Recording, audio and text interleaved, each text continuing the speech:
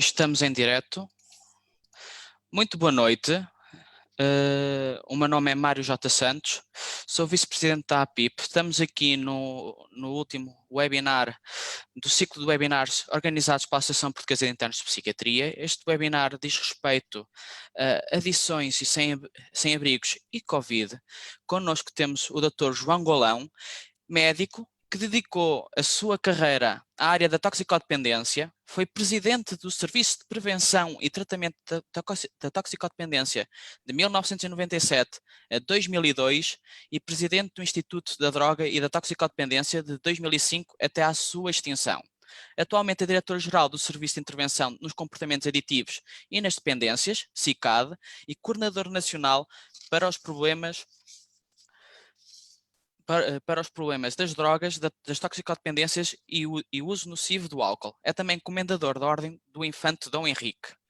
O Dr. Pedro Hubert é outro dos nossos convidados, psicólogo, fez o doutoramento com base na investigação, caracterização e comparação de jogadores patológicos offline e online em Portugal, sob a supervisão do professor Mark Griffiths, da Universidade de Nottingham Trent.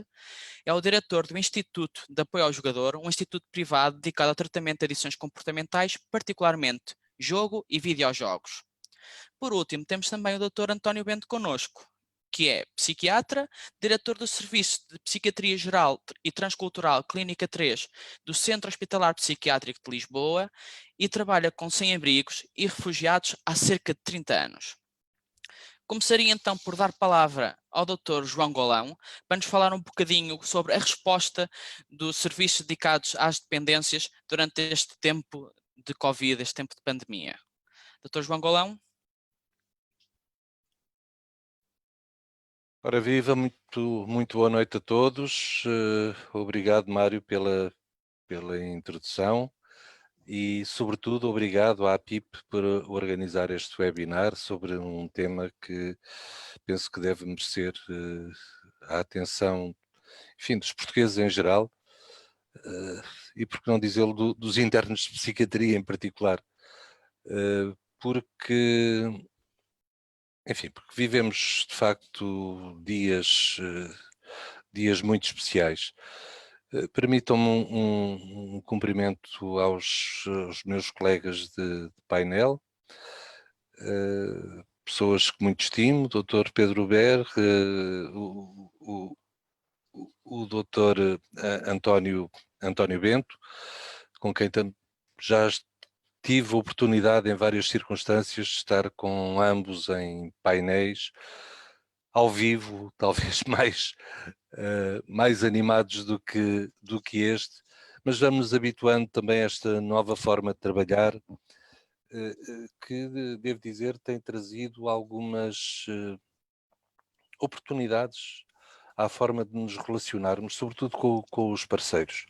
Eu devo dizer que nos últimos tempos temos tido uma interação talvez mais viva do que em circunstâncias normais, com os parceiros que trabalham connosco na área da redução de danos, da reinserção, porque fazemos com regularidade encontros muito participados, com 80 e tal pessoas, e em que temos, ao longo destes tempos difíceis, vindo a construir,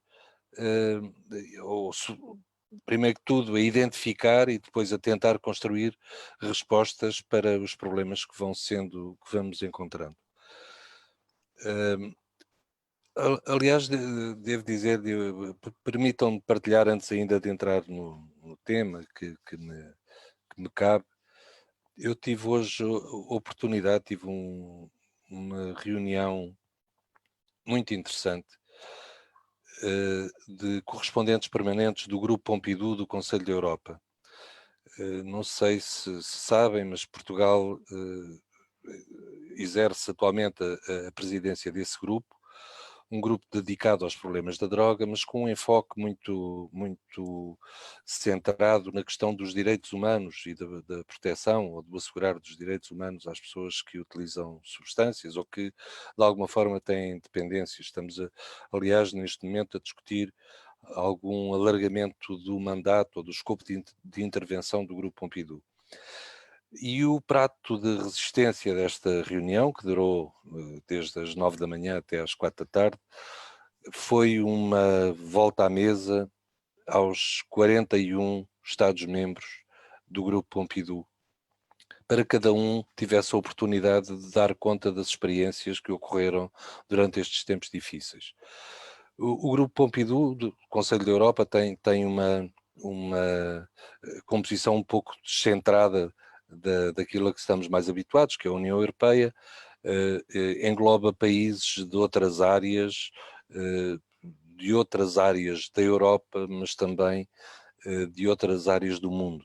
Por exemplo, o México, por exemplo, Israel, a Federação Russa, e os últimos que se juntaram a nós foram a Arménia e a Geórgia, que participaram hoje pela primeira vez nesta reunião. Temos depois alguns observadores, a Comissão Europeia, o Observatório Europeu da Droga e da Toxicodependência, o NODC, o Escritório das Nações Unidas para as questões da droga e crime, e todos eles participaram, todos eles intervieram, e foi realmente muito interessante. E foi interessante também constatar como, ao fim e ao cabo, com algumas nuances, todos nós nos defrontámos durante estes tempos difíceis da pandemia, ou estamos a defrontar, uma vez que, por exemplo, o México, representado por um embaixador, nos dizia: nós estamos ainda muito longe do pico, portanto, enquanto vocês já estão nesta fase de desconfinamento e de desaceleração das medidas de contenção do vírus, nós estamos ainda a preparar-nos e, portanto, esta ronda de partilha de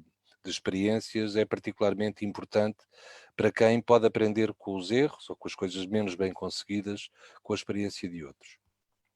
Pronto, isto para dizer que de facto nós se calhar não fizemos tudo bem, mas acho que de uma forma genérica abordámos esta situação completamente inesperada, que nos apanhou todos um tanto de surpresa, eh, de uma forma bastante adequada.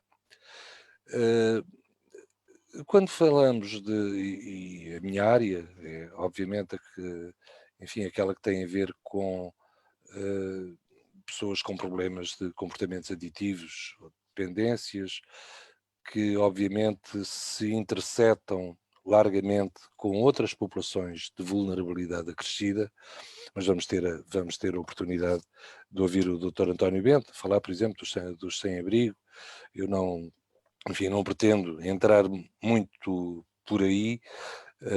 O Dr. Pedro Bera falar da especificidade que esta forma de nos ligarmos aos meios, estes novos meios de comunicação e de como é que isto pode, de alguma forma, potenciar problemas relacionados com eh, o ecrã, com o próprio jogo online, etc.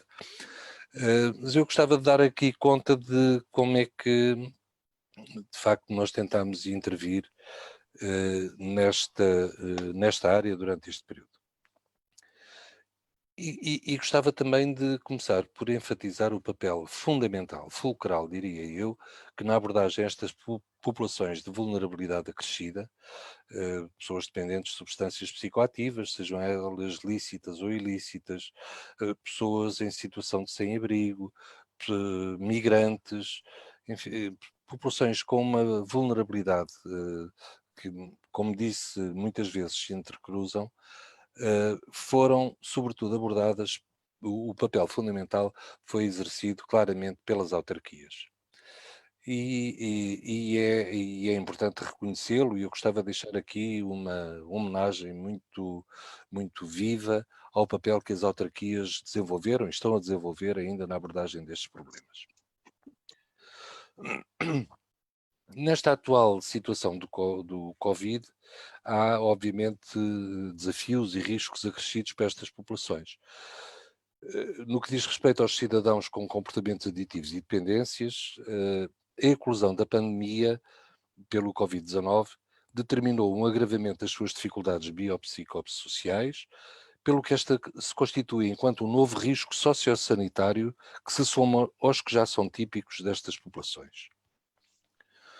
O surgimento desta pandemia provocou alterações significativas nas dinâmicas destas populações e dos fenómenos que as determinam, que resultam numa maior desorganização biopsicossocial, num aumento extremamente significativo do envolvimento em comportamentos de risco associados aos consumos, sendo nas populações socialmente marginalizadas e vulneráveis que mais se farão sentir estes efeitos, como é o caso da população que se encontra em situação de sem-abrigo, logicamente.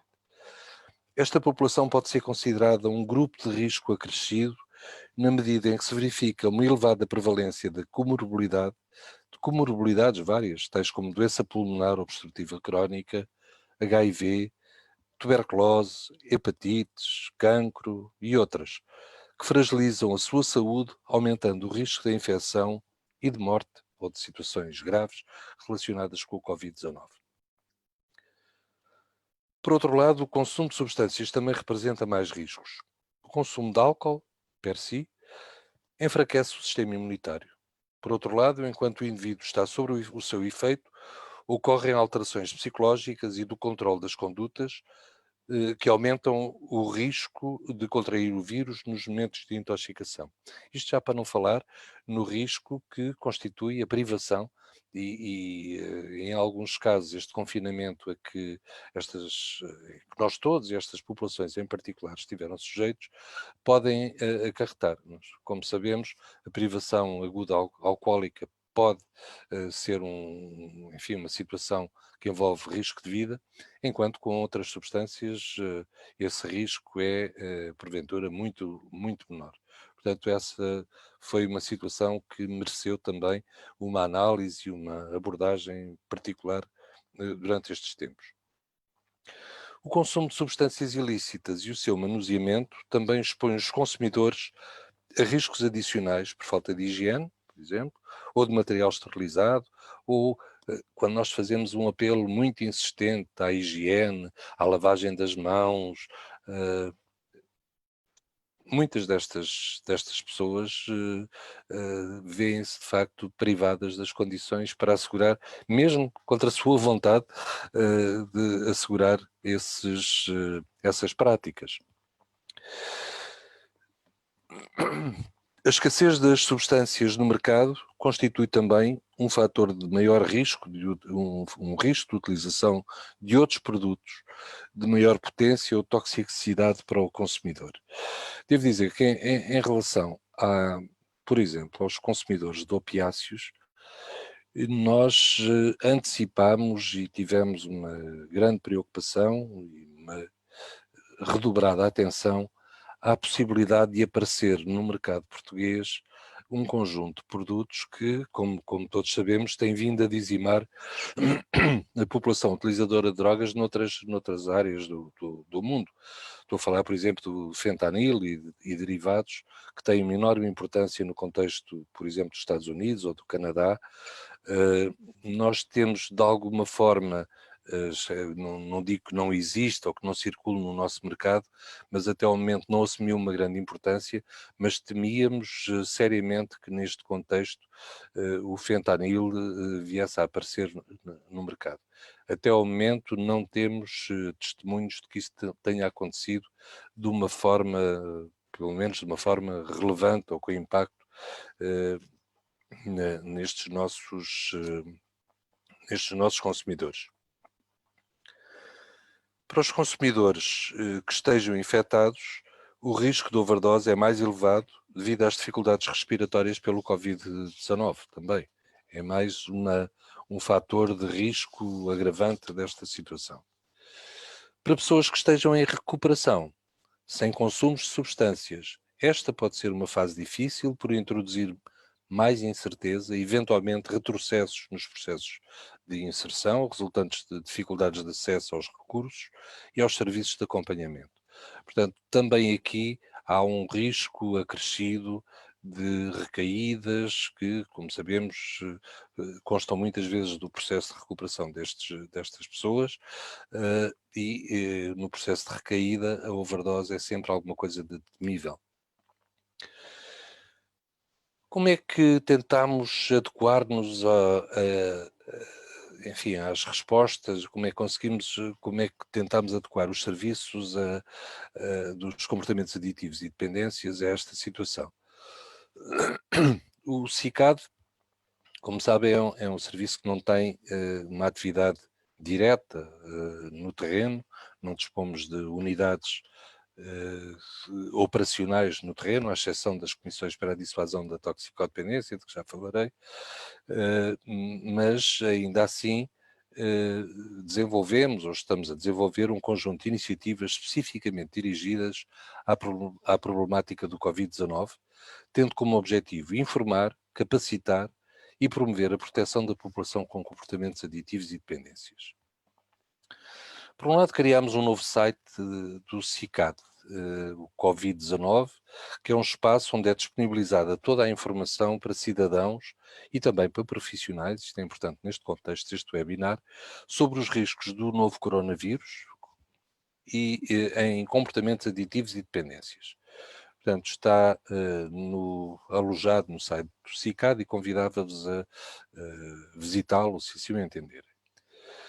Por outro lado, nós temos, desde há muitos anos, vem dos tempos do Projeto Vida, uma linha telefónica de ajuda, uma linha de atendimento telefónico, que é a Linha Vida, que nos últimos anos tinha vindo, de alguma forma, a estiolar em detrimento do SNS 24, da Saúde 24, por uma questão de escala.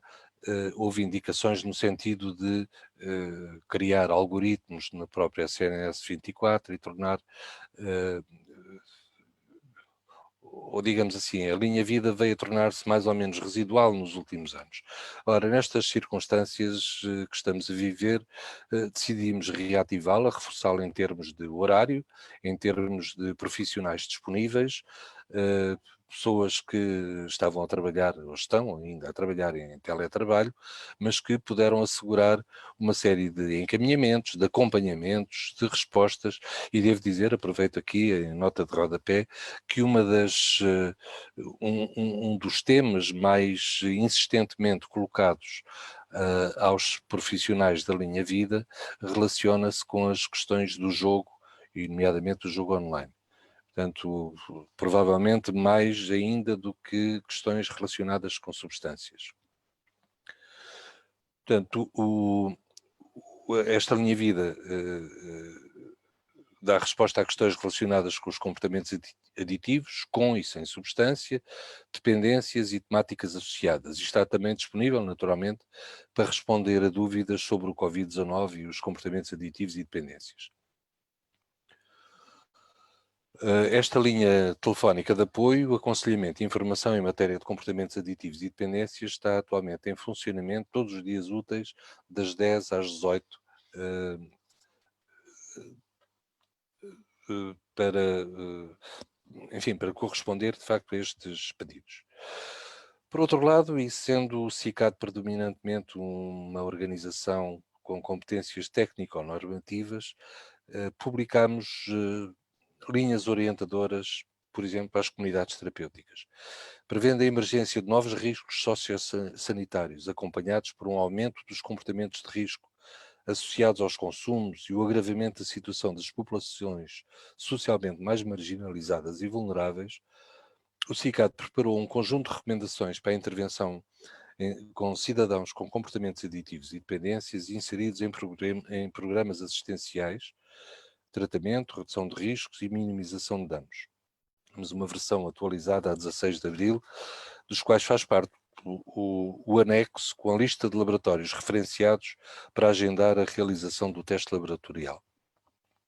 Neste documento são apresentadas as medidas que devem ser implementadas pelas comunidades terapêuticas no sentido de garantir o cumprimento das normas e orientações da DGS na sua atividade assistencial aos cidadãos com CAD.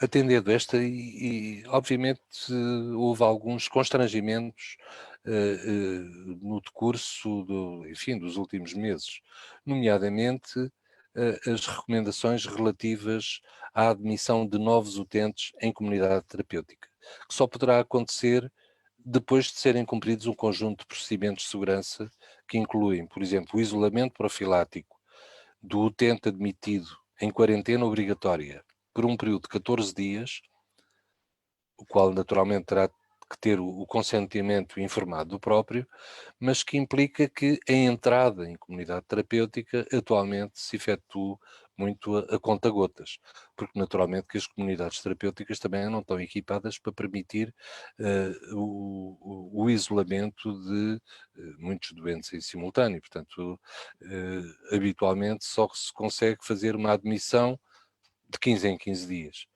E sabemos que, por exemplo, a realização do teste não obsta a esta questão, porque nada nos garante que antes de concluída a tal quarentena dos 15 dias, não haja um potencial infectante.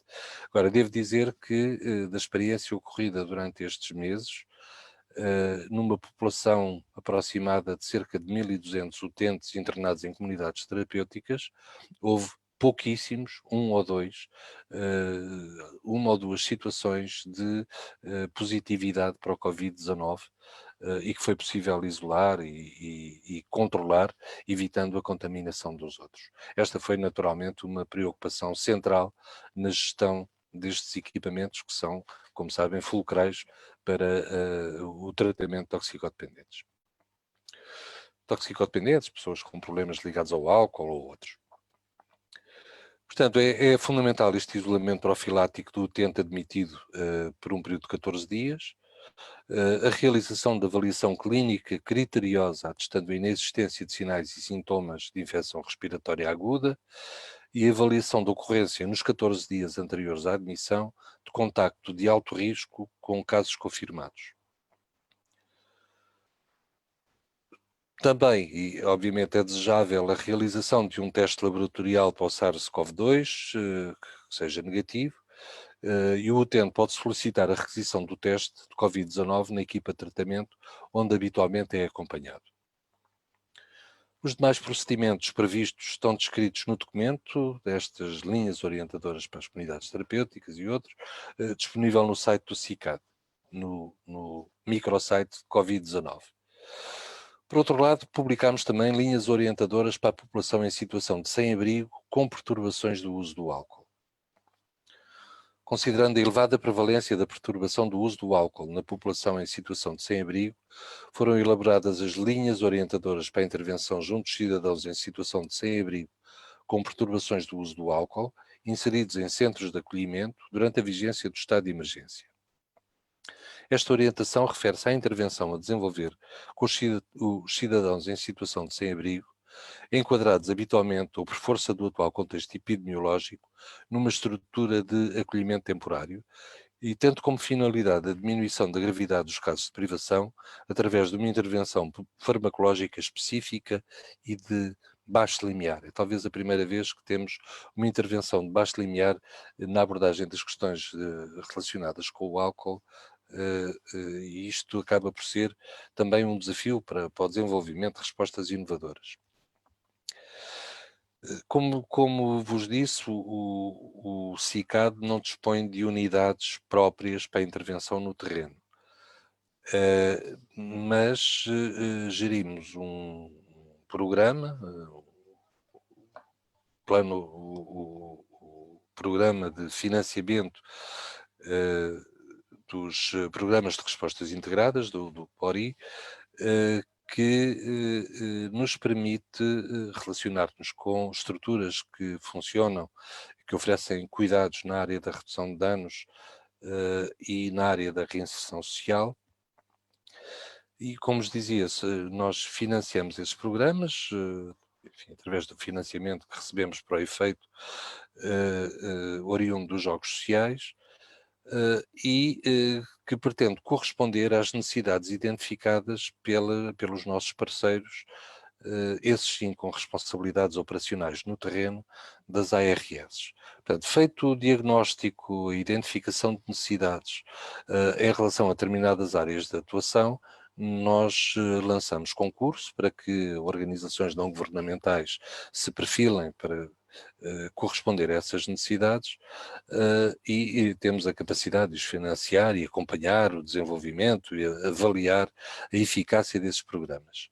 Ora, nas circunstâncias excepcionais que estamos a viver, tivemos condições para propor, para oferecer estes parceiros a possibilidade de fazerem face a necessidades acrescidas relacionadas com a pandemia, através de um reforço também extraordinário, que foi tornado possível não só com, enfim, com alguns meios remanescentes do CICAD, mas também com o apoio suplementar facultado pela Fundação Carlos Gulbenkian, que nos atribuiu ou atribuiu por nosso intermédio, atribuiu a estas organizações um reforço de 300 mil euros, que torna possível fazer face às necessidades mais urgentes. Algumas delas que são coisas tão comezinhas como equiparem-se com equipamentos de proteção individual ou fazerem a aquisição de materiais para consumo fumado, ou para reforçarem as equipas no sentido de poderem trabalhar em espelho e assim assegurarem também a integridade dos próprios profissionais. Enfim, foi possível aqui reforçar de alguma forma o funcionamento destas unidades. As entidades reportaram sobretudo os seguintes constrangimentos e alterações de funcionamento dos projetos.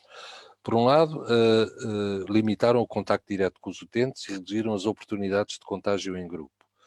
Por outro, alguns dos projetos de redução de danos encerraram as instalações fixas e utilizam agora outras formas de distribuição, por exemplo, de metadona, através de postigos, janelas, etc.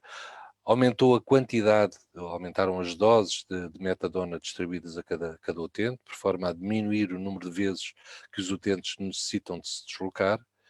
Algumas entidades promotoras tiveram que reforçar os técnicos das equipas de rua com técnicos afetos a outros projetos, para permitir o funcionamento de 2 equipas em espelho.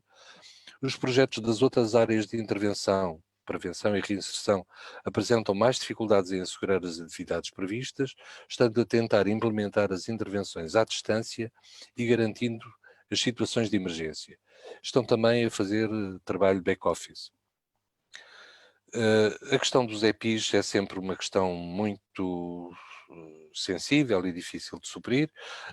Atualmente nós desencadeámos uma aquisição, digamos, em escala, que permitirá fazer um fornecimento de equipamentos de proteção individual a estas equipas por um período razoável, para que, entretanto, enfim, dê tempo ao mercado a passar a estar disponível e a preços compatíveis, para que seja possível as entidades irem se equipando à medida que o necessitam.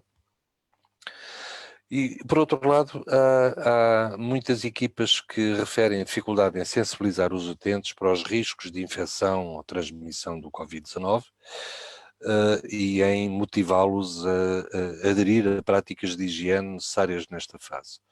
Não nos esqueçamos que, por exemplo, houve num primeiro momento o encerramento de balneários públicos, por exemplo, o que tornou complicado também o assegurar dessas regras de higiene, e algumas destas equipas equiparam-se, por exemplo, com bidões com água e sabão e solução alcoólica, etc., que foram facultando e incentivando os utentes a fazerem o seu uso.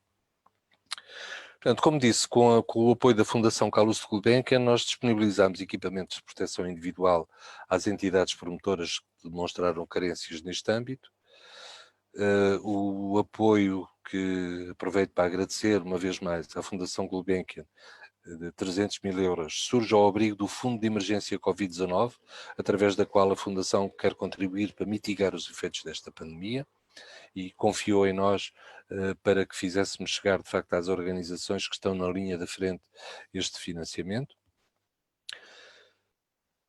Portanto, este apoio abrange a contratação de novos técnicos, a aquisição dos EPIs, como já disse, a aquisição de bens alimentares, essenciais em muitos casos para suprir necessidades básicas dos utentes dos projetos, a aquisição de serviços especializados para limpeza, desinfecção de instalações, aquisição de equipamentos médicos, termómetros, por exemplo, suprir aumentos de despesas com telecomunicações e custos administrativos associados ao desenvolvimento de ações devidas à doença Covid-19.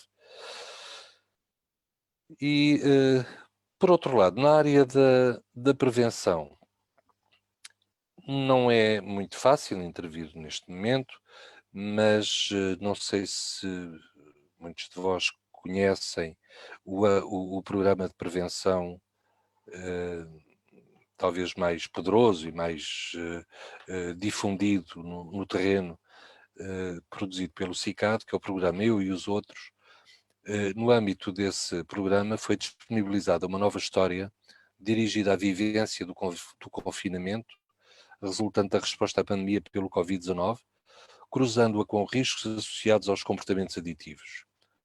Com base na relação dos 9 amigos, que são as personagens das histórias do Eu e os Outros, o jogador pode explorar informação referente aos procedimentos, recursos disponíveis e sugestões de resposta a sentimentos naturais neste tipo de situação. É uma história sem respostas certas ou erradas, a partir da qual se pretende desencadear reflexões e conversas que ajudem a lidar melhor com sentimentos que nos são comuns a todos. Ao contrário de outras histórias deste programa, esta está disponível a partir do site do CICAD para todos os que se interessem pelo tema, podendo servir de base a uma sessão de jogo em família, a uma aula sobre o tema ou até mesmo como suporte ao apoio psicológico online proporcionado por alguns técnicos. Portanto, convido-vos também a visitarem e a familiarizarem-se com esta história do Eu e os Outros. Os profissionais que pretendam utilizá-lo no seu trabalho, com jovens e adolescentes, poderão solicitar ao CICAD, eu.outros@cicad.min-saúde.pt, o envio do manual de apoio, no qual encontrarão sugestões de temas de aprofundamento, bem como sites adicionais de pesquisa e bibliografia disponível. Quanto às respostas,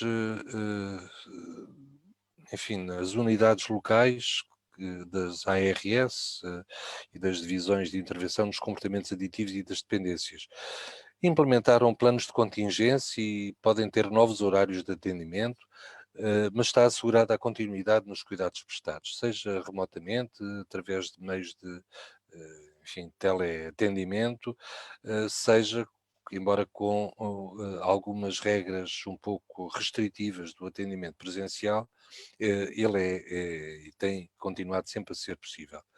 Mais complicado tem sido o funcionamento das unidades que envolvem internamento, nomeadamente as unidades de desabituação e as unidades de oncologia, já que, dadas as mesmas exigências de eh, evicção, das mesmas necessidades de respeito de quarentena, os internamentos nestas unidades esteve muito dificultado nos últimos tempos.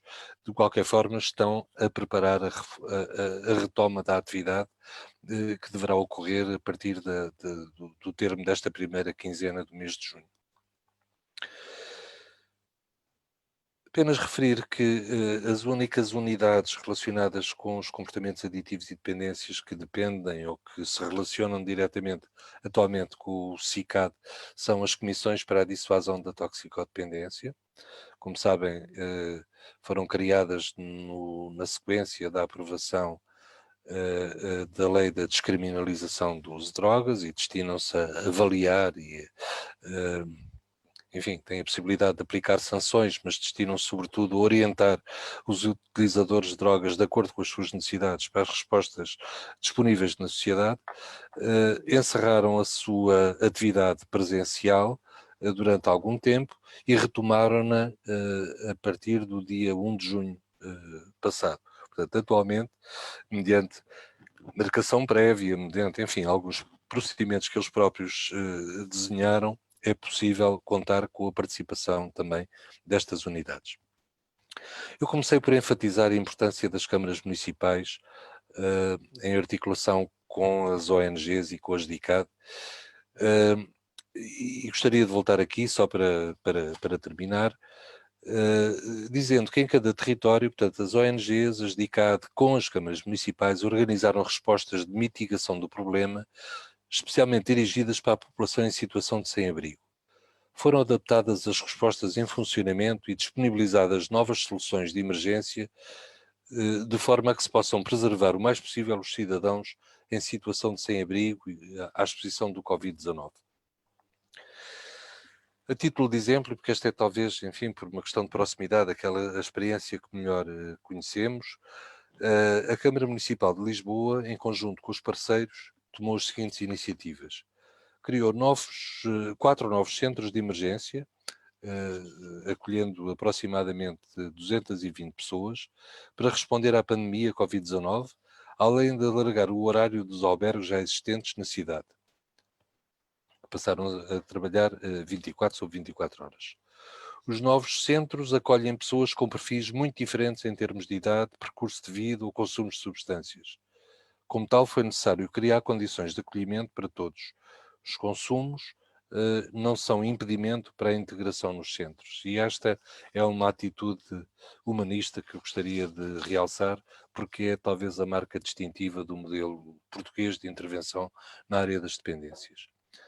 Estabeleceu um tratamento preventivo do síndrome de privação alcoólica para grandes consumidores de álcool, disponibilizou metadona, material de consumo, naloxona e programas de consumo vigiado em 2 dos espaços, destes espaços de acolhimento. E desenvolveu outras intervenções, como a triagem de sinais e sintomas Covid, psiquiatria, oferta de cuidados de psiquiatria, rastreios de tuberculose, em parceria com o CDP e outros serviços de saúde. Portanto, de uma forma geral, e obviamente que pessoas que atuam há muito tempo, como é o caso do Dr. António Bento, na rua com estas populações, poderão, com maior propriedade, testemunhar da eficácia e da adequação destes dispositivos. De qualquer forma, eu queria deixar, enfim, pública nota de que daquilo que pude testemunhar foram, de facto, desenvolvidas as respostas que pareceram mais adequadas e que, a avaliar pelo baixíssimo número de situações de Covid positivo entre estas populações, atestam também da eficácia que este dispositivo tem vindo a ter. Eu para já ficava por aqui, agradeço a vossa atenção, se calhar estendi-me um bocadinho para além do tempo e peço desculpa, Mário, mas Não tenho que pedir desculpa, foi achei muito que era pertinente. interessante. Okay.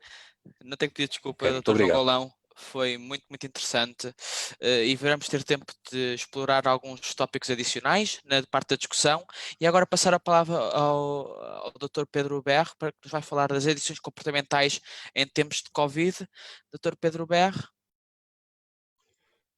Muito boa noite a todos. Em primeiro lugar, queria agradecer o convite que tanto me honra e também agradecer aqui aos meus companheiros do webinar, tanto pelo Dr. António Bento e todo o trabalho que já tem feito nesta área há tanto tempo e tão reconhecido como ao Dr. João Golão por todo o trabalho que tem feito e tem estado a fazer, e por algo que eu nunca me canso de elogiar, foi que há já muitos anos falou e nomeou o Serviço de Intervenção aos Comportamentos Aditivos, quando pouco se falava disso, e que hoje em dia ainda há alguma resistência a falar dos comportamentos aditivos, como o jogo, como a pornografia, como isso tudo, e que há muitos anos atrás já criou este Serviço de Intervenção aos Comportamentos Aditivos.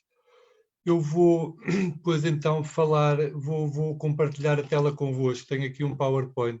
Eu não vou falar de tudo o que vão ver, vou deixar depois o PowerPoint para quem quiser consultar a apresentação. Vou falar essencialmente de jogo, vou abordar bastante o jogo online pelas razões óbvias do confinamento, e depois fazer também muito rapidamente a transição para a possibilidade que existe dos sem-abrigos, da população sem-abrigo estar também aqui situada nesta área. Estou só a ver aqui se consigo. Pronto. Então, vamos começar aqui. Vamos direito ao assunto, para não também ir assim direito. Os critérios de diagnóstico para a primeira dependência comportamental, isto no DSM-5, em 2013, corresponde a muitas das características de diagnóstico que existe para as outras dependências, como desde a cafeína ao álcool, as substâncias, etc. E temos o síndrome de tolerância, de abstinência, a tentativa de controlar, reduzir o jogo, a preocupação, uma forma de não sentir ou de escapar a determinados tipos de humor. Depois há aqui aquela que eu considero que é verdadeiramente clássica do jogo, que é o resgate, que é a tentativa de recuperar o dinheiro, é o tentar ir buscar aquilo que se perdeu, depois as mentiras, o prejudicar ou perder relações significativas, e a nona, que é de facto recorrer a outros em situações de desespero financeiro.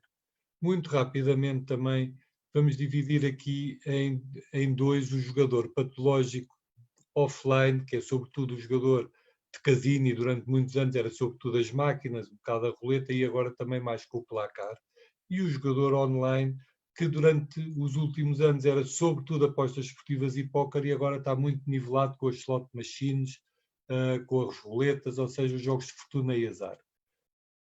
No quadrado de cima podemos ver os gamers, e aqui eu só vou fazer uma referência, depois vamos saltar. O gamer é uma população, também como uma população do jogo, do Xebrico, de certa forma invisível, e estamos a criar, e fica aqui só o alerta, já começa a ser muito falado, para um batalhão de jovens, e não só tão jovens assim, com muito baixa tolerância à frustração, com muita falta de competências psicossociais, com muitas comorbilidades, com muita incapacidade de estudar, de trabalhar, e que está, quando não tiver o para-choque dos pais ou outro género de proteção, poderá haver-se em situações muito difíceis.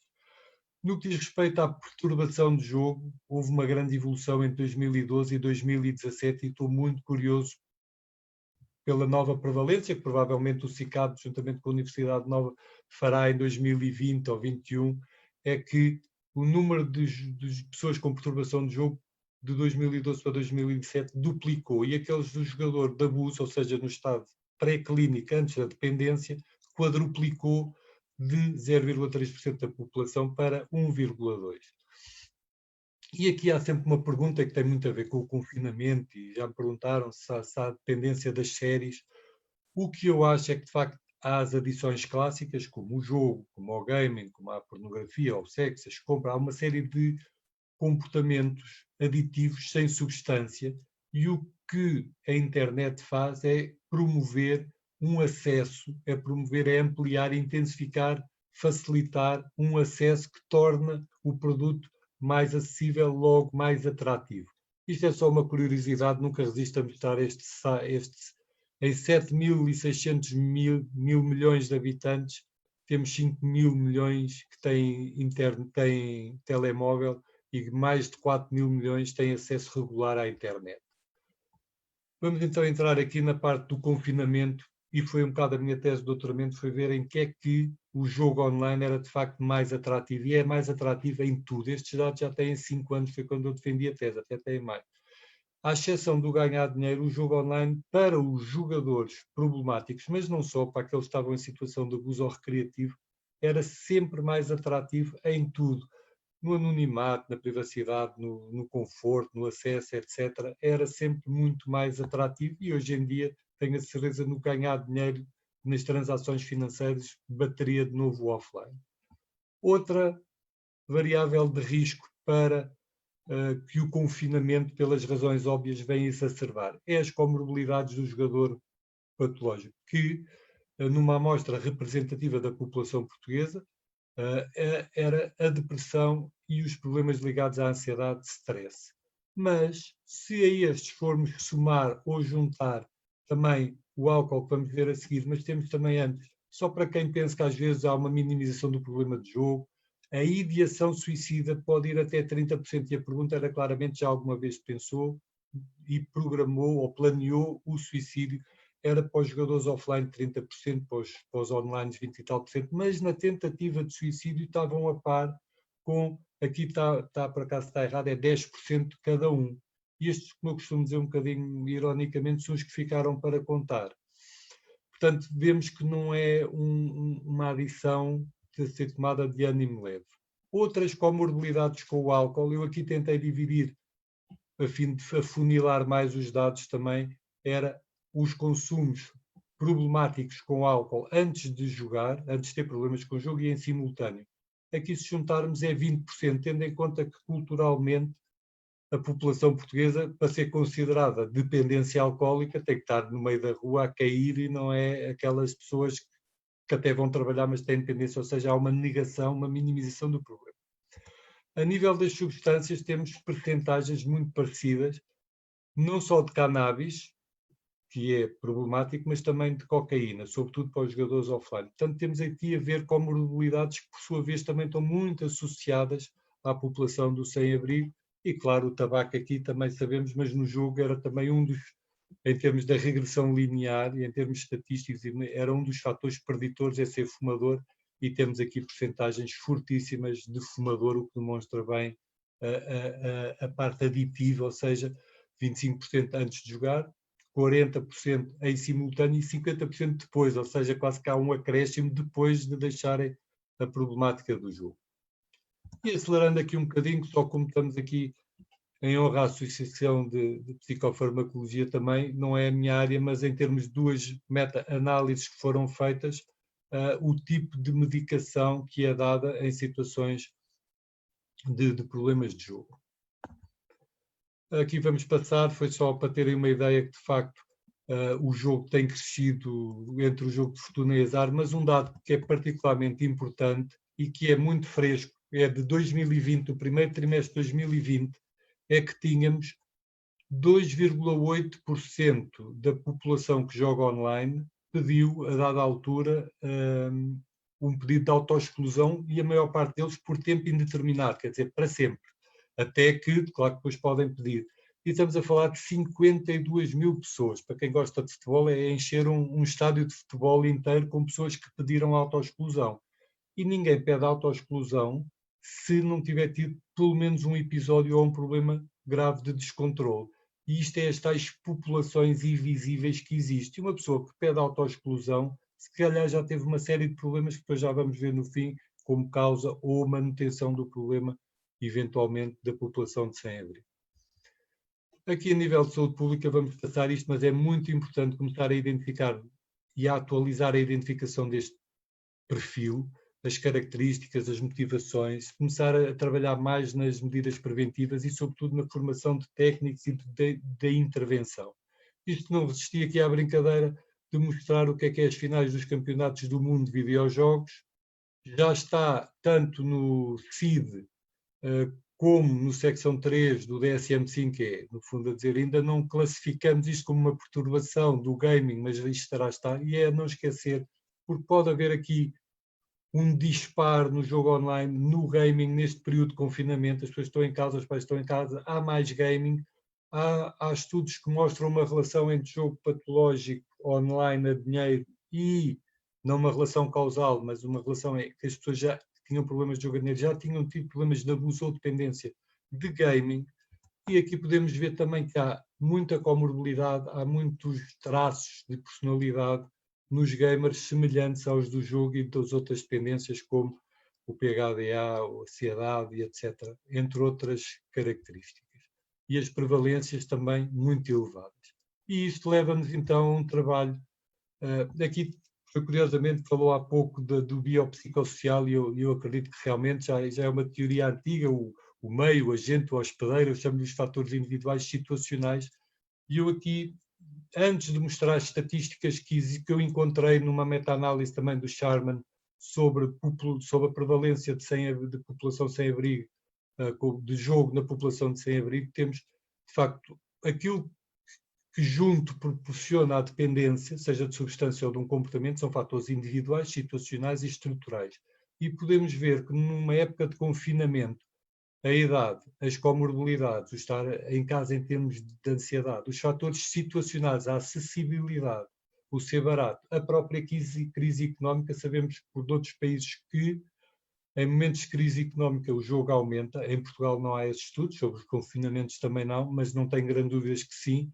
E os tais fatores estruturais, o montante do prémio, face ao confinamento, aos problemas, a rapidez na resposta à aposta, à evasão, isso tudo, portanto, todos estes fatores individuais, situacionais e estruturais apontam a que sim, o confinamento aumenta a probabilidade de problemas de jogo que, por sua vez, podem conduzir àquilo que vamos ver aqui muito rapidamente.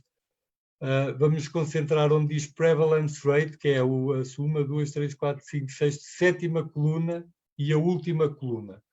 Vamos também só centrar a partir de 2014 e temos, na última coluna, são as prevalências a nível nacional, ou seja, a população que tem problemas de jogo num país, seja de vida ou no ano anterior.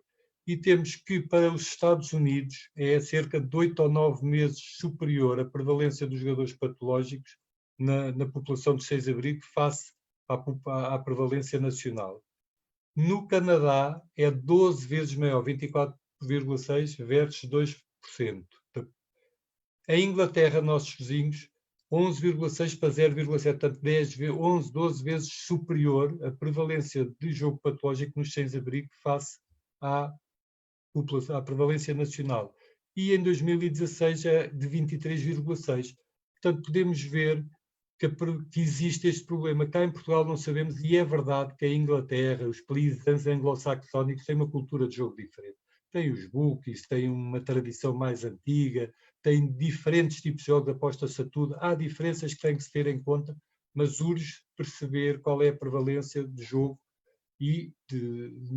nesta população. Por exemplo, em Toronto, 35% dos homens que utilizavam serviços de sem-abrigo tiveram problemas de jogo graves na sua vida. E aqui perguntamos, isto será uma causa, uma consequência, ambos?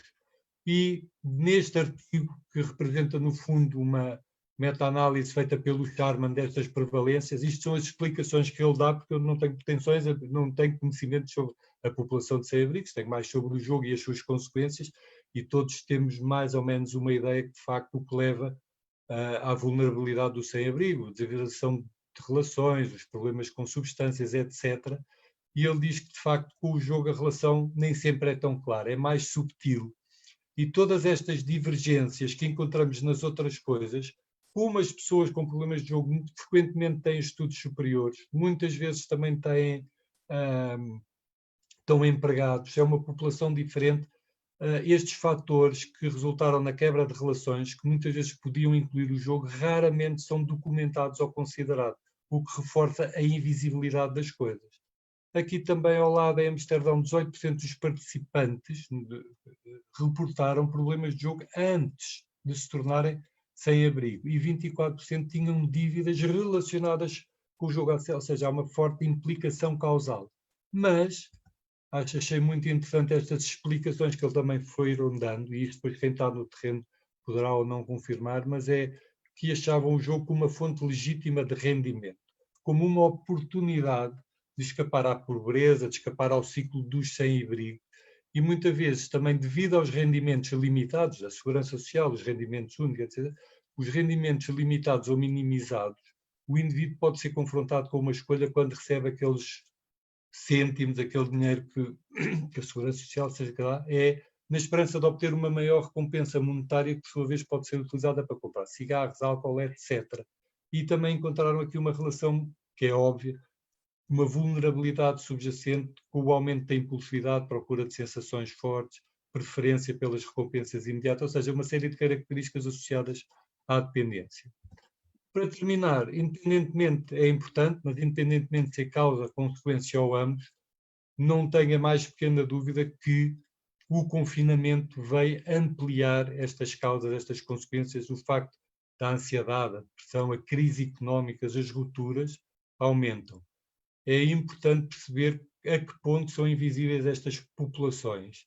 Também acho que é fundamental começar a fazer estudos sobre as prevalências na população sem abrigo com problemas de jogo, que muitas vezes estão a par com o álcool, com as substâncias, com as ansiedades e outras, e a partir daí começar a traçar programas de intervenção mais adequados, intervenção, tratamento mais eficazes, mais personalizados.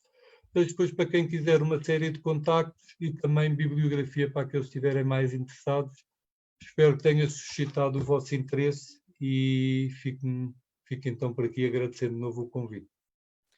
Muito obrigado, Dr. Pedro Ber, de férias interessante e fascinante. E agora passar a palavra ao Dr. António Bento, que vai falar sobre a população de sem-abrigos durante os tempos de Covid. Dr. António Bento, deixe-me só partilhar aqui.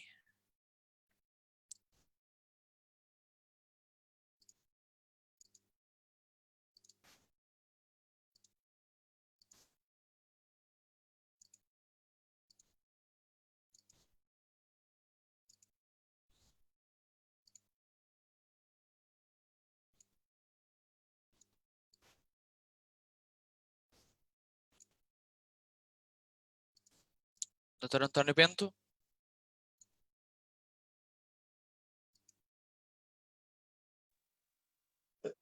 Tá? Sim, está. Sim? Pode começar a falar, sim. Ora, muito boa noite a todos. Em primeiro lugar, agradecer à APIP o amável convite de estar aqui convosco. Agradecer ao Mário, aos meus colegas ilustres de painel, ter a honra de partilhar esta noite com eles e também ao auditório, que eu penso que é bastante numeroso. Eu vou falar um pouco da minha experiência com a população sem abrigo, a minha experiência recente, mas gostaria de fazer um breve trajeto da minha história, que já tem algumas décadas com os sem-abrigo. Mário, pode passar o primeiro diapositivo? Ora bem, quando eu publiquei os meus primeiros trabalhos nos anos 80, eu tinha a ingênua esperança de que estava a fazer uma descoberta de algo que ninguém sabia e que poderia mudar alguma coisa.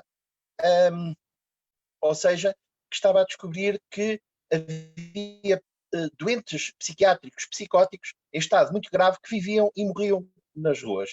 Isto é o sítio onde eu nasci e onde eu tenho vivido há 60 e tal anos, os Anjos, agora a freguesia de Arroios, isto é a Igreja dos Anjos. Este senhor dizia que era o Hitler, e apesar de nós não estarmos convencidos que o Hitler ainda estivesse nos Anjos em 88, a verdade é que estas pessoas eram bem toleradas, ninguém sabia da sua existência.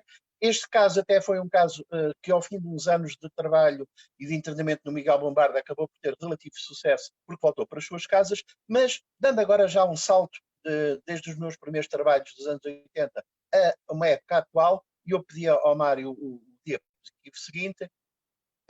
Parece que todo o meu trabalho de 30 e tal anos foi inútil, porque e estamos já em 2019 e estamos a falar da Avenida 24 de Julho, não estou a falar de nenhum subúrbio, de nenhuma rua escondida, não, estou a falar da Avenida 24 de Julho, onde nós em janeiro, no dia 22 de janeiro do ano passado, vimos esta pessoa a morrer dentro de um saco de plástico, como veem, está todo tapado, a cabeça tapada. Eu devo dizer que isto para os internos que nos estão a ouvir, e homenageando aqui a associação e os seus internos, eu fiz questão, eu ando ainda na rua com a minha equipa e com os jovens, e eu fiz questão que fosse o interno de psiquiatria, o Rafael, a fazer a primeira abordagem desta pessoa que nós vimos numa noite de 22 de janeiro. Eu devo dizer, e muito frontalmente, que não seria possível a um cão permanecer como esta pessoa permaneceu durante um mês nestas circunstâncias. Um cão seria imediatamente removido, mas um doente em situação de sem-abrigo psicótico pode morrer. Aliás, penso que no último mês morreram cerca de 2 sem-abrigo. São notícias mais ou menos discretas, ou nem sequer notícias são. E portanto, foi uma luta. Foi um mês muito angustiante, de 22 de janeiro a 22 de fevereiro do ano passado, para tirar esta pessoa e dar-lhe acesso a tratamento. Isto porquê? Porque a pessoa não está a fazer mal a ninguém, a pessoa não dá o seu consentimento, a pessoa, sobretudo, não tem o nome. Eu devo dizer que esta pessoa não tem o nome, mesmo depois com a mandato de condução, não se conseguiu remover. E foi um mês de luta intensa em que eu questionei e bati a todas as portas e perguntei quem seria a responsabilidade de mais uma morte na rua de um doente psicótico. Eu devo dizer que isto é muito paradoxal, porque vivemos num país, e bem que eu reconheço que muitos dizem que é dos melhores sistemas de saúde do mundo, onde todos, mas todos, os doentes em situação muito grave são prontamente assistidos pelo INEM, exceto Isto é a grande exceção, se forem sem abrigo psicóticos graves. Aí podem morrer e não há qualquer problema, aparentemente. Isto pode parecer paradoxal num sistema que até é tão bom como o nosso, mas realmente acontece e há muitas razões para que isso seja grave. Como vêem, está completamente... A cabeça também está tapada por um saco de plástico e, portanto, a morte pode ocorrer. Não é o primeiro nem o último, já vi muitos, todos todo tapado, inclusive é a cabeça. Portanto, a cabeça está do lado direito dos pés, é a parte do saco de plástico que se vê do lado esquerdo. Pode passar o seguinte, Mário. Ora bem, nós chamamos esta população, nós talvez tenhamos as pessoas e os doentes mais difíceis de Portugal. O serviço que eu tenho a honra de dirigir é um serviço do fim da linha, é o serviço que recebe as pessoas que foram expulsas de todo o lado, das pessoas que são impossíveis e das pessoas para as quais nem sequer se quer falar. Nós chamamos a isso, criámos uma subespecialidade da psiquiatria chamada marontologia, que quer mais ou menos dizer aquelas pessoas que são completamente indesejadas e, portanto, nem sequer se fala delas. A marontologia fizemos a nossa primeira publicação a nível mundial este ano, é o primeiro artigo que existe numa revista científica sobre a marontologia, que fiz com o João Gama Marques, e aqui começa o outro lado mais visível da questão, que são os problemas aditivos e de dependências. Quando nós vemos estas pessoas extraordinariamente difíceis e graves, impossíveis quase, nós vemos que 75% têm comorbilidades e particularmente comorbilidades na área dos comportamentos aditivos e dependências, o que torna ainda mais invisível as suas psicoses. Mário, pode passar o outro, por favor? O que é que são as pessoas em situação de sem-abrigo? É evidente que faltam estudos e falta investigação, o que permite que cada um diga mais ou menos aquilo que quer dizer e que não haja praticamente contraditório. Tudo é possível, diz tudo e mais alguma coisa, e a verdade é que também os sem-abrigo se prestam muito a um ambiente muito projetivo, em que cada um pensa que sabe tudo. É um pouco, se calhar, como ao futebol. Cada um gosta ou pensa que sabe tudo sobre o sem-abrigo. Mário, o outro. Esta pessoa que vemos aqui, que há vários anos não tirava os seus vários casacos e a várias roupas, estava completamente colado ao corpo, eu acompanhei-o. Por uma feliz coincidência, a polícia viu-o a morrer um mês depois, isto é um mês depois, ou seja, passámos de 22 de janeiro para 22 de fevereiro, um mês de forte angústia, onde eu não tenho problemas de insónias, mas neste mês foi um mês particularmente terrível, porque mesmo com mandato de condução, as autoridades diziam que não podem cumprir mandatos em branco, porque estas pessoas não têm nome, e nós olhamos para esta pessoa e eu pergunto, isto é um pobre? Deve ser, porque dizem que os sem-abrigo são pobres, não é o que nós ouvimos dizer, que os sem-abrigo são pobres? Deve ser um pobre, precisa de casa, com certeza que precisa de casa. Então, e é só isso? Só precisamos dizer que é pobre, aplicamos as políticas de pobreza a estas pessoas, aplicamos a habitação social e está o problema resolvido? Não, eu penso que não. Penso que não, e como vêem, aqui é ele a ser desembrulhado dos sacos de plástico pela polícia. A polícia está de luvas, vemos os casacos, vemos as barbas, vemos os óculos escuros que ele tem, e isto passa-se, portanto, no dia 22 de fevereiro do ano passado. Eu devo dizer que esta pessoa continua no meu serviço, obviamente ignorado por todos e por todos. A Polícia Judiciária ainda há dias vai lá tentar identificá-lo, obviamente não consegue, e morrerá no meu serviço. Eu devo dizer que é um serviço, eu dirijo um serviço de doentes agudos e que deve fazer uma média de 16 dias. Este vai com um ano e tal, ou seja, eu próprio sou um mau diretor de mim próprio, não é? Porque, enfim, não administro bem os dinheiros públicos e tenho estas pessoas um ano e tal, quando as deveria ter apenas 16 dias. Mas essa contradição ainda eu resolvo. As contradições e todas as barreiras que nós temos na sociedade, essas sim são muito mais difíceis, porque continua-se a dizer tudo e mais alguma coisa, e estas pessoas não há, aquilo que um sociólogo americano, o Schutz, diz que a indústria dos sem-abrigo é hoje uma indústria florescente, é uma indústria de bilhões nos Estados Unidos, cá não sei se sabem, mas o programa do governo tem algumas centenas de milhões de euros, portanto, e estamos a falar de um total oficial de 3.300. É óbvio que estas pessoas nunca fazem parte sequer das contagens de sem-abrigo, nunca ninguém vai ao nosso hospital. Eu tenho metade da minha enfermaria de adultos com doentes sem-abrigo, estas pessoas nem um número são, não contam sequer para as estatísticas, mas de qualquer forma, admitindo, e temos que aceitar os números oficiais, 3.300, há centenas de milhões de euros que são gastos e não há um único euro, um único que eu saiba, de programa específico na psiquiatria de sem-abrigo. Nós fazemos este trabalho, eu giro o meu serviço, deixo de fazer outras coisas, deixo de trabalhar, deixo de fazer outras consultas e vou na rua. Vou para a rua, ainda hoje estive com muito gosto num dos pavilhões de emergência que o Dr. João Golão falou há pouco, e amanhã, possivelmente, irei outra vez. Fazemos isso com muito gosto, mas fazemos, não digo clandestinamente, mas quase, ou seja, não temos propriamente nada estipulado, não temos nenhum orçamento, temos 0 euros para fazer esse trabalho e vamos por nossa conta e risco e fazemos com muito gosto, porque acho que salvamos vidas. Isso para nós é o mais importante. Esta luta que fazemos e que eu faço pessoalmente há 30 e tal anos, um pouco contra tudo e contra todos, e que toda a gente pergunta, mas porquê é que eu continuo a insistir se ninguém me quer ouvir, se ninguém acredita que estas pessoas existem? E estamos a falar, mais uma vez, Avenida 24 de Julho, Lisboa, 22 de fevereiro de 2019, e se quiserem também, o dia 2, 3 de junho, esta pessoa está no meu serviço, continua sem saber quem é, sem saber o nome. Mário, pode passar o seguinte, por favor?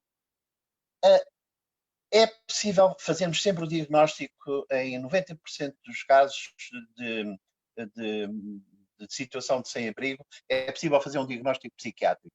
E já vamos ver o quê no diapositivo seguinte, o outro.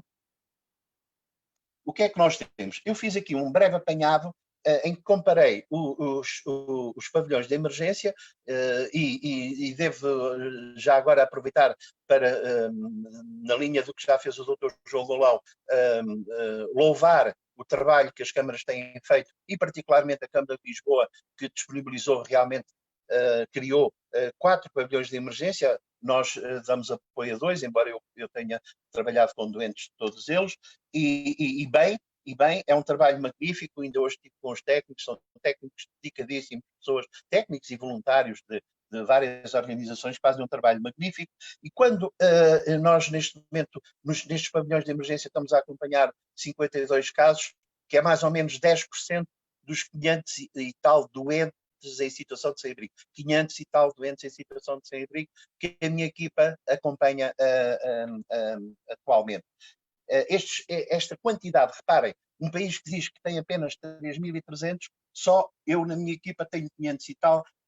Estes números não jogam muito certo, mas enfim, são os números que nós temos.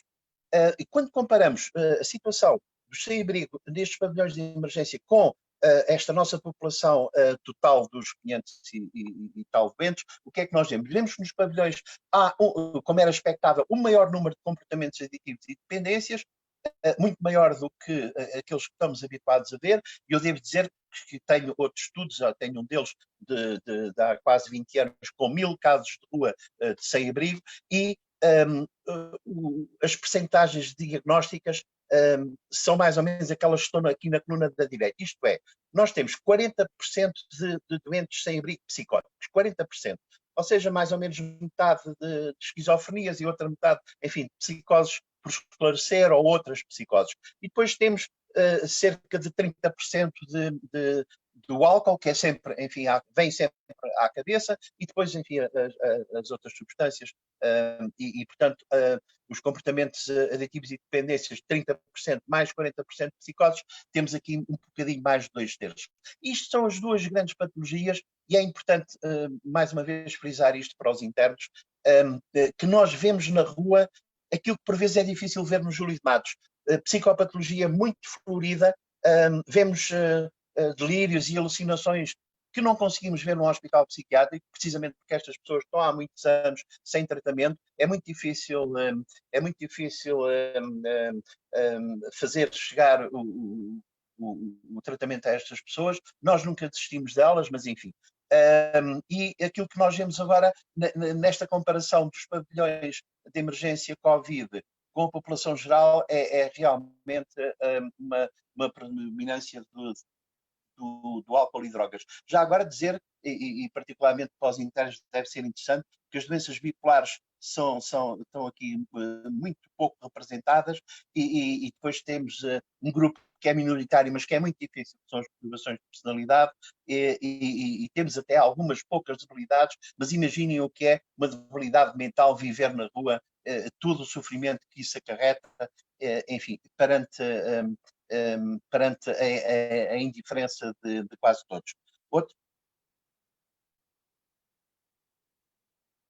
O que é que nós fazemos? Eu já disse mais ou menos. Portanto, nós fazemos psiquiatria de rua. Os nossos internos gostam imenso de fazer este trabalho. Inicialmente ficam, enfim, um pouco reticentes, questionam-se o que é que será andar na rua, mas nós não fomos preparados para isso, não estamos habituados a isso, e temos desde este trabalho de rua a internamento, quase metade da minha enfermaria de doentes agudos, não são doentes residentes, são doentes agudos, têm estas situações de sem-abrigo. Eu devo dizer que tem pessoas sem nome, não só do género masculino, como do género feminino.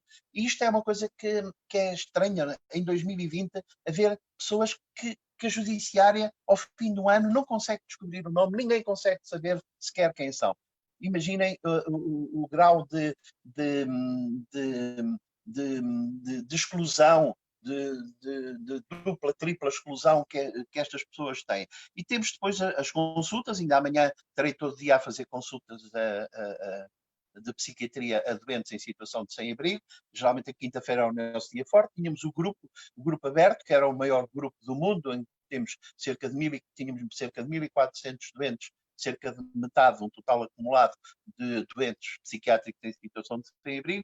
Enfim, temos psicologia, temos estes dispositivos todos e temos também protocolos desde a Direção-Geral a um velhinho protocolo com a Comunidade de Vida e Paz, agora um protocolo mais moderno com a Câmara, enfim, temos vários protocolos. Eu devo dizer que as coisas até, a nível de comunicação, até funcionam bem, mas depois fica tudo na mesma, porque realmente, particularmente os doentes psicóticos em situação de sem-abrigo, são, não só em Portugal, como por essa Europa fora, são doentes que estão completamente transparentes. Parece que, mesmo quando falamos deles, e eu falo deles há 30 e tal anos, mas parece que se evapora tudo. Passado 2 segundos já ninguém ouviu o que eu disse em relação a estas pessoas. Outro, Mário? Nós temos alguns projetos europeus. O ano passado concluímos um projeto em que éramos os coordenadores de 8 países europeus na área do sem-abrigo e fizemos vários resultados, e um deles publicámos um manual de formação para pessoas sem abrigo. Eu devo dizer que isto não contempla só a saúde, contempla o housing, o famoso housing first, complementa a área social, o próprio tratamento e o apoio às equipas de rua, o outreach, enfim, tem muitas áreas. Eu posso disponibilizar a quem estiver interessado, tenho muito gosto em oferecer o manual eletrónico, e é um trabalho que nós agora estamos a continuar noutro projeto com os mesmos 8 países, e é um trabalho também europeu constante e que nos permite também pensar que não estamos realmente únicos nesta área.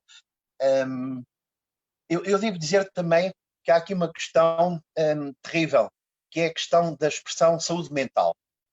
A expressão saúde mental foi uma expressão que foi fortemente aniquiladora da psiquiatria, por exemplo, americana no século XX, e está completamente agora a esmagar o pouquíssimo que havia da psiquiatria. Ou seja, cada vez que se fala de saúde mental é uma forma de matar a psiquiatria. O que é que eu quero dizer com isto? Quer dizer que saúde mental hoje é tudo. Ir à praia é saúde mental, comer chocolate é saúde mental, conviver com os amigos é saúde mental, desconfinarmos agora é saúde mental. Eu gosto dessas coisas todas e acho que sim, é tudo saúde mental. Mas quando é tudo o que é bom, tudo o que gostamos de fazer é saúde mental, nós estamos a esquecer-nos que a doença mental também existe. Existe como especialidade médica e estamos a esquecer isso. Estamos a investir tudo na saúde mental, o que naturalmente é muito importante, mas estamos a desviar as atenções, a desviar o dinheiro, e a psiquiatria fica cada vez mais esquecida, e eu lembro, por exemplo, nós não temos nenhum programa nacional de psiquiatria, mas temos um programa de saúde mental, ou seja, hoje em dia é tudo saúde mental, a habitação social também já é saúde mental, é tudo saúde mental, e dizer-se que é tudo saúde mental também é uma forma de escamotear completamente, e quem são os que mais sofrem são, uma vez mais, os doentes mais graves da psiquiatria, porque esses não vamos dizer àqueles que há bocado eu mostrei, doentes psicóticos que estão na rua, olha, vão para a praia, comem um chocolate, vão ao ginásio, passam yoga, não. Isso não é, a saúde mental é muito bonita, mas não é para eles, não é? Portanto, nós temos que também ter esta noção da importância diminuta ou escassa que a psiquiatria tem e das consequências que isto tem para as pessoas que têm a felicidade de ter estas doenças. Finalmente, só para acabar, eu vou só deixar alguns livros para não vos maçar muito, que eu achei que era interessante particularmente. Antes de dizer o que é que eu acho que se deve fazer. Duas coisas que parecem muito simples, isto é quase uma armadilha, mas são coisas quase impossíveis. Primeiro é não terem medo da psiquiatria e não ignorarem a psiquiatria.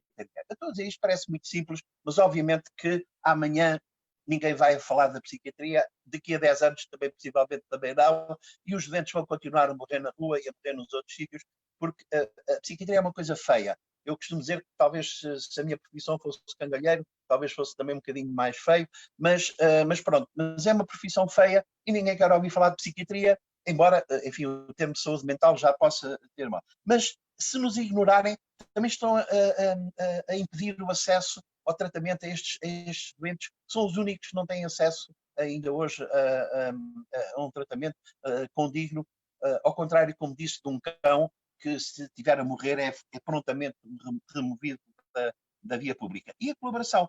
É evidente que nós temos um bom contacto com inúmeras instituições. Eu, pessoalmente, falo com todos, ainda hoje, no pavilhão de emergência que eu tive, falei com várias instituições, mas a colaboração não é fácil porque ninguém quer ficar com a batata quente e particularmente para os doentes mais difíceis, enfim, é muito complicado. E finalmente só deixar-vos alguns livros sobre sem-abrigo e doença mental que eu acho que possam ter algum interesse, e agora este, exatamente, é o último. Desculpem-me a imodéstia de ter posto aqui um livro nosso com Elias Barreto, que está esgotadíssimo, mas realmente não há também muita, é escassíssima a informação que há sobre doença mental e sem-abrigo. Estas questões são sempre vistas ou pelo lado social, ou pelo lado da pobreza, ou também, e agora prestar também a minha homenagem ao Dr. João Golão e à sua instituição, que tem feito um trabalho muito sólido e muito louvável na área dos comportamentos aditivos e dependências, mas depois sobra realmente a psiquiatria, e a psiquiatria daquilo que os americanos chamam as doenças mentais major. E essas estão todas ainda por descobrir, ainda em 2020, e espero também, e agradecer, para acabar, mais uma vez esta iniciativa da Associação dos Internos, que eu espero que também possa ter despertado algum interesse nos meus jovens colegas. Obrigado, boa noite.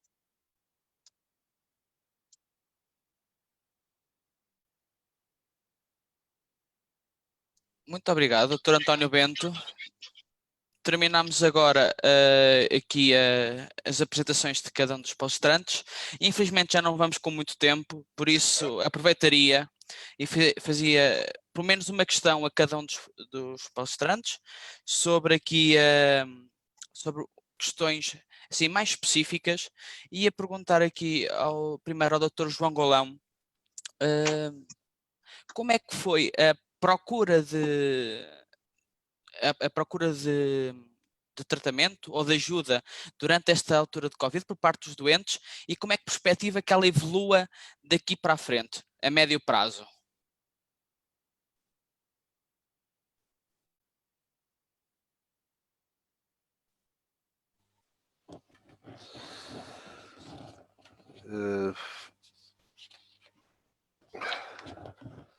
Obrigado, Mário. Ora bem, como foi a procura? Eu diria que não houve uma busca acrescida das respostas de tratamento. Aquilo que houve, de uma forma muito massiva, diria, foi a aproximação às estruturas de redução de danos, porque são reconhecidamente estavam mais disponíveis, estão mais próximo da comunidade, estão na rua, têm rostos visíveis nos ambientes de maior vulnerabilidade e foram o grande esteio para os cuidados que foram prestados ou que vêm sendo prestados a estas pessoas. Normalmente há um contínuo que tem a ver com alguma alimentação, deixem-me dizer assim, das estruturas de tratamento a partir destas respostas de proximidade que são as captadoras e motivadoras das pessoas para processos de mudança. Ora bem, mas como havia algumas limitações no funcionamento das próprias equipas, eu diria que não houve um grande afluxo. Agora, aquilo que se começa a notar é que havia pessoas pendentes de enveredar por processos de tratamento, por exemplo, em algumas estruturas, como sejam as comunidades terapêuticas, que devido a alguns constrangimentos também à acessibilidade, à entrada, por causa da tal evicção, da tal quarentena que é exigida, etc., têm sido dificultados, mas começa a entrar, digamos assim, num ritmo mais próximo do normal. É evidente que ainda estamos longe de perceber quais são as consequências no curto, médio e longo prazo que este período teve para as pessoas. Quais as consequências, por exemplo, ao nível do consumo do álcool. Tem muitos cidadãos que provavelmente até nem tinham, enfim, com consumos muito problemáticos, mas durante este confinamento há testemunhos, enfim, insistentes do esgotar das garrafeiras lá de casa, enfim, pessoas entregues a algum ócio e sem alternativa também, foram desenvolvendo hábitos de consumo de bebidas alcoólicas, porventura mais pesados do que era habitual, e como é que isso agora vai tornar-se mais permanente. As questões que o Pedro abordou relacionadas com o jogo online, nomeadamente, em que medida é que isso é incorporado na vida das pessoas ou foi uma fase transitória e que se desvanece. Enfim, há muitas interrogações. Nós estamos a tentar obter algum conhecimento também sobre isto. Por um lado, o inquérito aos consumos da população geral, que o Pedro referiu, e que nós temos estado na expectativa de conseguir lançar. Tenho a satisfação de poder anunciar que tivemos hoje a autorização para lançar esse processo de inquérito, que nos permite ter uma fotografia, enfim, com razoável nitidez dos hábitos de consumo, seja de substâncias ilícitas, seja de lícitas, álcool, tabaco, seja também de outros comportamentos aditivos como o jogo. Vamos poder avançar com a realização desse inquérito, que nos permite comparar as evoluções com inquéritos anteriores. Lançamos 3 inquéritos online, um sobre álcool e medicamentos, outro sobre internet e videojogos e um terceiro sobre o uso de cannabis. Pretendemos também compreender como é que estas coisas foram influenciadas por este período antes e depois do Covid e perceber as razões por detrás da mudança de atitudes. Isto a par com alguns inquéritos que estão eu diria, na nossa rotina e que fazemos regularmente, como seja o inquérito que fazemos no âmbito do Dia da Defesa Nacional. Aproveitamos o facto de os jovens de ambos os sexos que têm obrigatoriamente que passar um dia das suas vidas, no ano em que fazem 18 anos, numa instituição militar, respondam a um inquérito. Isto vai nos permitir, e é uma amostra vastíssima, como imaginam, é o universo dos jovens com 18 anos, que podemos inquirir uma grande percentagem deles todos os anos. É um manancial de informação muito rico, Os inquéritos em meio escolar, apresentámos muito recentemente o último inquérito em meio escolar que fazemos como extensão do ESPAD. Enfim, vamos tentando avaliar isto, mas é difícil termos uma percepção tão imediata quanto gostaríamos de quais foram os impactos desta realidade de que ainda não saímos. Portanto, são percepções, mas não temos instrumentos de medição que nos permitam apontar com algum rigor para as evoluções em termos percentuais de determinados comportamentos. Agora, muito provavelmente vamos ter um aumento da pressão sobre os serviços de tratamento agora na ressaca disto tudo. É natural, porque isto acontece em todo o Serviço Nacional de Saúde, em todas as outras patologias e vamos senti-lo com certeza. Esperamos conseguir dar resposta. Muito obrigado, Dr. João Golão. Perguntaria agora ao Dr. Pedro Berre, como é que, uma pergunta similar à que fiz ao Dr. João Golão, como é que seria, como é que esteve a ser a procura de ajuda na área das adições comportamentais, em termos da população em geral, não só de jogo, mas também, por exemplo, de videojogos e de pornografia, até redes sociais, e como é que prevê que ela possa evoluir daqui para a frente? Sim. Olha, ainda bem que fez a pergunta, eu também vou responder em simultâneo à pergunta que fez também. Nós somos uma instituição particular, logo, portanto, não sendo público, é um perfil diferente de pessoas, mas temos uma linha de apoio, que somos uma série de psicólogos, vamos rodando o telefone e atendemos numa base de voluntariado, mas temos durante muitas horas por dia um telefone disponível que funciona como linha de apoio para pessoas com problemas de jogo e videojogos. A nível de um microcosmos, que é aquilo que nós somos, durante, de facto, o confinamento, o que tivemos foi uma pequena percentagem de recaídas, houve recaídas, de facto, houve mais pedidos de ajuda a nível de securização, de prevenção da recaída, de pessoas mais conscientes destes perigos que pediram um reforço, mas o que nós achamos é exatamente aquilo que o João falou, isto não é de um dia para o outro, o percurso todo, seja de alguém que já consumia, que já jogava demais, que já apostava demasiado, não é de um dia para o outro, isto é uma progressão, do recreativo para o abusivo até à dependência, e mesmo dentro da dependência ligeira ou severa, isto tem um percurso. No entanto, no jogo há um fator muito importante que é muito discutido, não se sabe bem as causas, chama-se o efeito telescópio, que acontece muito no género feminino, apesar do jogo ser sobretudo masculino, nas mulheres reformadas ou a partir de uma certa idade, com o síndrome do ninho vazio, a reforma, disponibilidade financeira, às vezes no espaço de poucos meses fazem esse percurso todo de forma muito intensa entre o jogo recreativo e o jogo e a dependência. E isto também nos jovens por causa do controle dos impulsos, ainda não está formatado, ainda está a dificuldade no controle dos impulsos nos mais jovens. E curiosamente, estas últimas semanas houve muito mais chamadas e curiosamente destas chamadas, muitas delas tinham a ver com videojogos e com familiares, porque muito raramente é o próprio que tem problemas de gaming de telefone. Muitas mães, muitos pais a ligar a tentar obter apoio telefónico, como a tentar marcar consulta.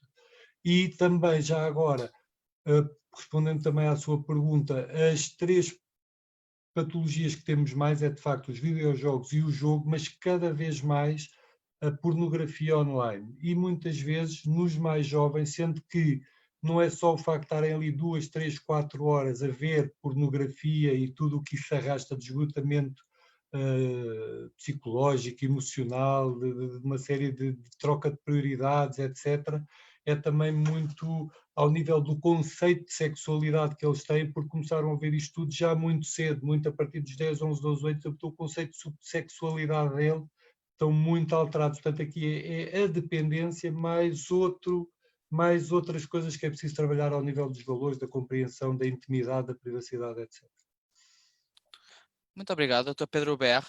Faria agora uma última pergunta ao Dr. António Bento, também assim em jeito de perspectiva tanto atual, como é que acha que está a decorrer os cuidados sem abrigos nesta altura e como é que acha que o que é que vai acontecer a esta população agora no futuro mais imediato e a médio prazo, Dr. António Bento? Bom, atualmente nós já estamos bastante ativos, como disse, haver os pavilhões de emergência foi também uma oportunidade de nós que temos uma metodologia que é uma metodologia diferente, somos nós que vamos ter com eles maioritariamente e não eles que vêm ter connosco, e portanto os pavilhões permitiram-nos ter acesso neste caso estamos a acompanhar mais de meia centena de pessoas, mas depois temos os outros mais de meio milhar que nós acompanhamos já e que vamos continuar a acompanhar e vamos fazer aquilo que fazemos sempre, vamos continuar com a nossa disponibilidade permanente a ver esta população e é isso que é muito gratificante para nós. Eu diria praticamente é a única gratificação que temos, porque tudo o resto é um trabalho contra tudo e contra todos. É um trabalho feito meio por carolice, meio oficial e, curiosamente, num serviço de Estado, que nós trabalhamos num hospital público, e vamos continuar a tentar adaptar todos os formalismos do Estado.